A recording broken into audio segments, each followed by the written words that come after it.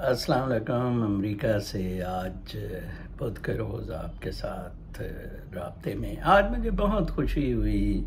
मैंने सुबह कुछ वीडियोस देख रहा था स्टील मिल मुलाजमीन के एहतजाज की। ये है जो कि अब हल रह गया है पाकिस्तान में नौजवानों के लिए। अपने हकूक़ के लिए अब लड़ना होगा, अपना हक छीनना होगा। उन्होंने CEO का पुतला जलाया, उसकी लाश को दफनाया और जनाब साहब बिल्कुल इसी तरह मैंने आपको बताया था कि अफशान लतीफ़ एक बहुत बहादुर खातून का शाना स्कैंडल जिसने एक्सपोज यतीम बच्चियों के साथ जिनसी ज़्यादतियों पर जिसने आवाज़ बुलंद की थी, आज भी तने तन्हा वो लड़ रही है। गो कि उस बेचारी की इतनी हिम्मत तो नहीं है कि वो बराह रास्त फौज से जो पीछे हैं पंगा ले सके, और उसने राजा बशारत पर इल्ज़ाम लगाया हुआ है और कोई 1 साल उसकी जद्दोजहद को हो गया। कमाल है।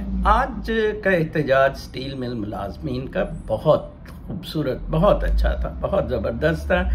मैं आपको बताऊं, PTCL का जो गोल्डन हैंडशेक हुआ था वो हालांकि बज़ाहिर बहुत अच्छा लग रहा था, बहुत ज़्यादती थी। PTCL की ज़मीनें अरबों खरबों की थी जौन सी दुबई वालों को मुफ्त में चली गई। दुबई वालों ने बाकी किस्त भी गालिबन अभी तक नहीं दी है। और जो फैमिलीज हैं PTCL की, मैं कुछ जानता हूं जिन्होंने अपनी बच्चियों को शादी तो क्या करनी थी, प्रोस्टिट्यूशन पर लगाया। एक मौलाना साहब बारिश आदमी मुझे मिल गए। एक कहता है कि मेरी बेटी जौन सी है वो ह्यूमन ट्रैफिकिंग में धंधे के लिए तो बही गई है, दूसरी इधर धंधा कर रही है।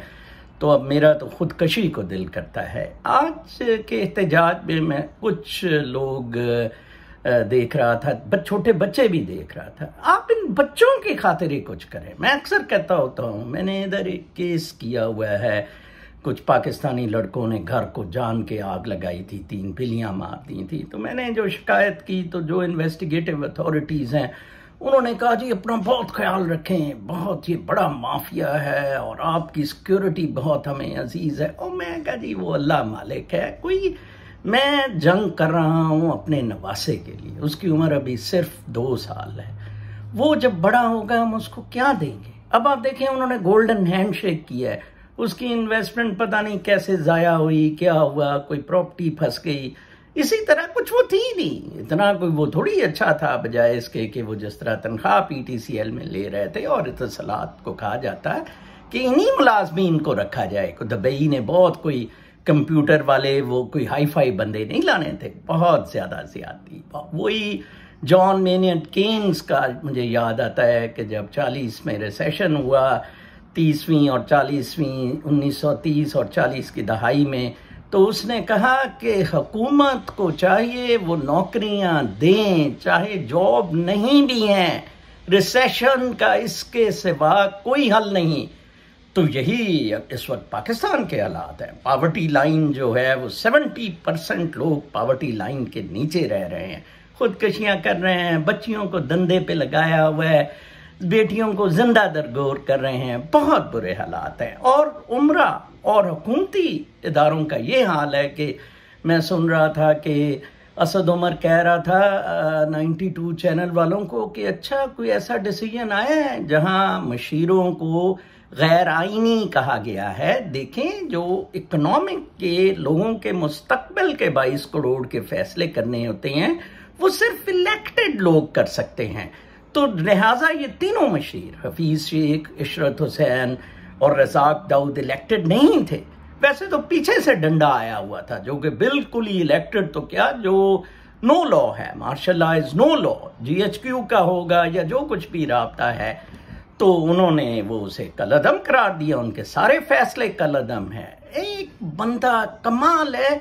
अच्छा, अशराफिया जो 1.5 लाख होगी वो बोधट नहीं है सुनने के लिए भी। उन्होंने कान सुमन बुकमन बंद कर दिए। वो कहते हमें तो पता ही नहीं, लोग तो मौज कर रहे हैं बड़ी। PDM देख लें, सियासी जमातें देख लें, कोई आपके साथ खड़ा ही नहीं होगा बिल्कुल भी। वो अपनी बारी लेने के चक्कर में है जनाब साहब। उनका एजेंडा सिर्फ फिर उनकी बारी लेना है। जैसे मैंने कल के वीलॉग में कहा था कि शहबाज शरीफ कॉम्प्रोमाइज्ड कैंडिडेट है और मरियम इनकलाबी, हालांकि चल नहीं सकता इनकलाब। हाँ, स्टील मिल के 4,500 मुलाजमीन अगर अपनी जद्दोजहद जारी रखते हैं, मैं आपको बता दूं, ये एक इनकलाब की किरण होगी पाकिस्तान में, ये मैं आपको बता दूं। और ये एक GHQ के लिए बहुत बड़ा धचका होगा। अरबों खरबों कमाने के लिए उधर ब्रिगेडियर कर्नल लगा दिए गए, जो कहते हैं लोगों को जूते मार के निकाला और कहा जी, और वो तो 70 अरब लॉस में जा रही थी। बहुत बड़ी ज्यादती है, शर्म का मुकाम है हमारे सब के लिए।